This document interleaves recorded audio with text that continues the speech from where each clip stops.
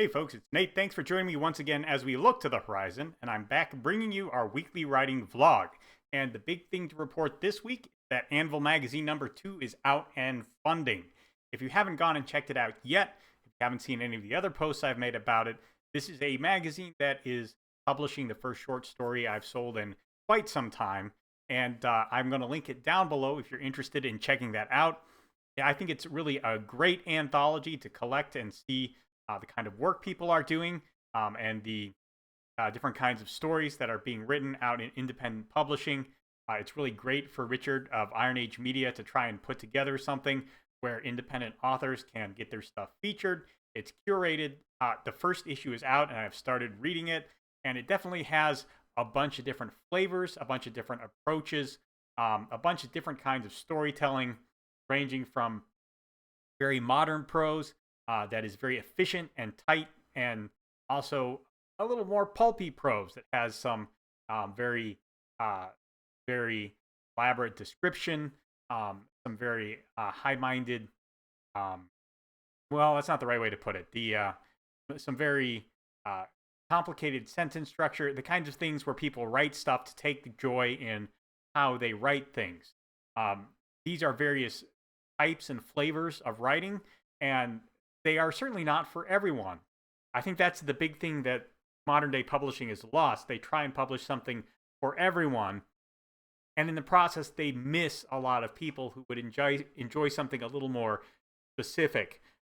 Definitely, Iron Age Media is bringing you a lot of that in Anvil Magazine. And while I think that I myself am given more to writing very fast moving modern stories with very loose descriptions, and a very targeted driving sense of narrative. These other kinds of stories are very interesting to read as well. And not all of them have been my cup of tea so far, but I have found a lot to enjoy as well. And if you want to check that out, if you want to see a smorgasbord of different kinds of stories, that is definitely the place to go. I will say that you can get this digitally as well as physically. So if you just want to spend a few dollars and pick up a digital magazine that you read and enjoy a bunch of different prose, you can do that. And if you do want that physical item, you can get that as well. I actually don't have mine out here with me. I probably should have grabbed it. I will be doing a video on it on my general culture channel in a bit, but for now, know that the physical magazine is quite good. It is actually very high quality for something that is primarily stories. Uh, Generally, prose magazines were published on newsprint. This is much glossier. It's much closer to a modern news magazine, something like GQ or Esquire. Um, so it's a very, very nice product. Again, I'll be talking more about that once I finished it and I have some initial thoughts put together.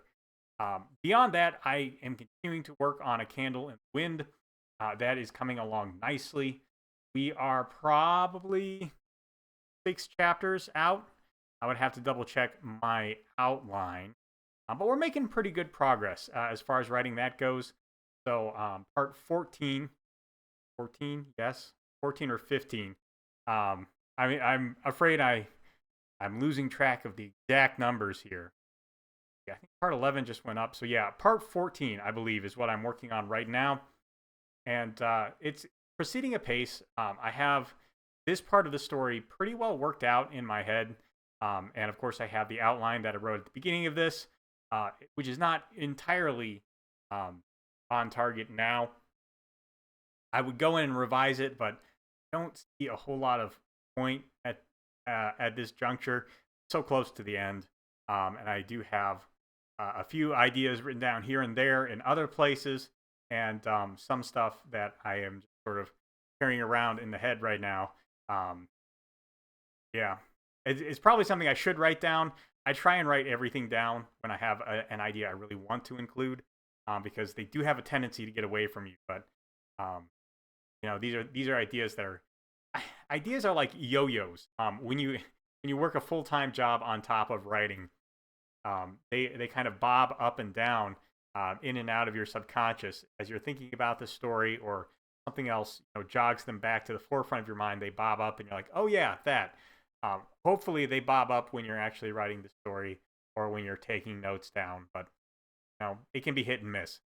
Anyway, on top of that, I am preparing a short story for Srtova magazine, and this weekend I hope to do some revisions to um, Die the Same Day, which is my previous Anvil magazine submission. I'm hoping to revise it and resubmit it for the next issue, and hopefully that will be a little bit stronger than it was the first time around. Because it's not in really great shape first time I submitted it, which was admittedly kind of a rush job because Anvil magazine came out of nowhere at the time.